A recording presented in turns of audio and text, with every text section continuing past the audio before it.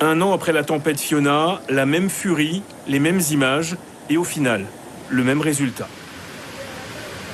Des centaines de tonnes de sable et d'alluvions ont dévalé la montagne pour terminer leur course dans le bassin principal de la marina de Rivière-Sens. Bilan, un bateau-école coulé et une demi-douzaine d'autres emprisonnés dans une gangue de sédiments. Ça fait mal parce qu'on voit nous tenir dans la marina Goubert et on voit que là c'est sable qui envahit. Chaque fois que l'eau descend, c'est sable qui envahit et là ça déplore. Veut que les travaux de désensablement auraient dû débuter hier, soit quelques heures avant le passage de Philippe. Que la ravine n'avait pas été curée. S'il devait avoir encore des intempéries, ça risquerait de causer des dégâts. L'absence de curage de la ravine de Rivière-Sens est l'une des explications possibles. Faute de place sous le pont, l'eau s'est frayé un autre chemin et a détruit l'enrochement qui protégeait les bâtiments de la marina. Et entièrement recouverte d'eau, des vagues qui se fracassent contre les rochers. Voilà le spectacle auquel étaient confrontés les habitants de Rivière-des-Pères à Basse-Terre ce matin. Un tableau qui se reproduit à quelques kilomètres de là, sur le boulevard Chevry, témoignant de la quantité d'eau qui s'abat ici depuis hier soir. Non loin de là, sur la départementale reliant Gourbert à Vieux-Fort, les équipes techniques s'affairent à dégager la chaussée. Plusieurs tonnes de sable et de boue se sont déversées en provenance de la carrière, rappelant les dégâts causés par la tempête Fiona l'an dernier. Dans les débris, ce véhicule d'auto-école découvert par les autorités au petit matin, mais heureusement sans victime. Un véritable symbole des stigmates laissés par la tempête Philippe après son passage. Pas de victimes à déplorer, mais de lourds dégâts matériels à réparer. La RD6 rendue méconnaissable suite au passage au large de la tempête tropicale Philippe. Aucun pont n'a été épargné. Celui de Grand'Anse, Trois-Rivières tout d'abord, proche du littoral. Celui-ci a été martelé par des troncs d'arbres qui s'étaient auparavant fracassés dans le lit de la rivière pour finalement bloquer cette portion de route aux automobilistes. Un peu plus loin, en direction de Vieux-Fort, c'est le pont de Cocoyer qui a subi le déferlement de l'eau ramassant tout sur son passage, notamment des blocs de pierre qui n'ont pas épargné en bordure de route les poteaux acheminant la fibre optique. Mais la nature en colère ne s'est pas arrêtée à ce triste épisode. Son œuvre destructrice s'est aussi abattue sur la moitié du pont de Blondeau, celui qui marque la frontière entre Trois-Rivières et Vieux-Fort.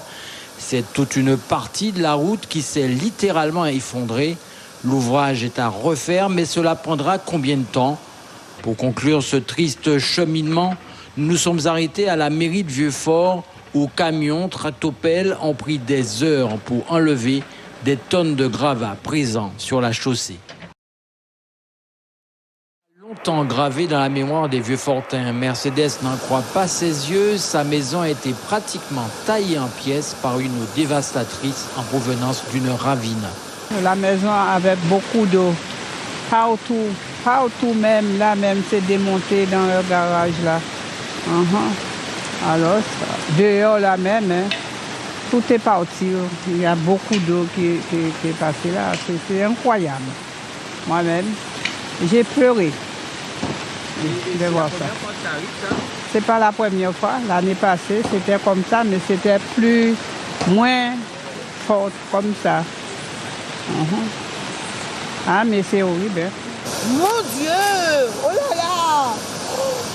Ça donne la chair de poule. Cet obstacle qui a empêché d'arriver à son domicile, Laurence, n'est qu'un exemple parmi tant d'autres de cette RD6 menant à Vieux-Fort. Cette nuit du passage, loin de nos côtes de la tempête tropicale Philippe, de nombreux automobilistes n'ont pas pu poursuivre leur route et ont été obligés de faire machine arrière. Je suis resté bloqué à 3 endroits. Un endroit où il y avait un tronc d'arbre au milieu de la route et je pensais que j'avais une voiture assez haute, je pouvais passer parce que je voyais que les autres voitures étaient coincées devant qui ne voulaient pas avancer. Mais quand j'ai vu le tronc d'arbre, moi j'ai dû faire marche arrière. Mais alors la galère, parce que faire marche arrière dans de l'eau puissante qui coule, c'était galère. On était plusieurs personnes qui habitent au même endroit. Donc on a dû rentrer dans un petit chemin, une dame et moi. Et on est resté là à attendre et le tronc d'arbre, l'eau a emporté le tronc d'arbre. Et c'est comme ça que j'ai pu passer. J'ai dormi chez mon beau-frère. Je n'ai pas dormi chez moi hier soir. Kérouane et Stéphane habitent tous deux Trois-Rivières. Ils sont encore étonnés du résultat engendré par les trompes d'eau qui ont agglutiné ces blocs de pierre. Les pierres sont sorties jusqu'en haut de la montagne parce qu'il y a une petite ravine là. Et quand, en plus la ravine, ça ne voyait pas beaucoup d'eau, ça voyait un petit peu. Mais là, quand il pleut, tout déborde. Et là, regarde, ça, c'est descendu, il a plein de roches là, tout ça. C'est bon, depuis vers puis ça s'est débloqué vers les 8h du matin. Le triste passage au large de la Guadeloupe de la tempête Philippe ne sera pas oublié de sitôt. Celui-ci restera gravé dans les mémoires, un peu comme Fiona, dont les stigmates sont hélas encore visibles à l'image de certaines reconstructions, toujours en attente.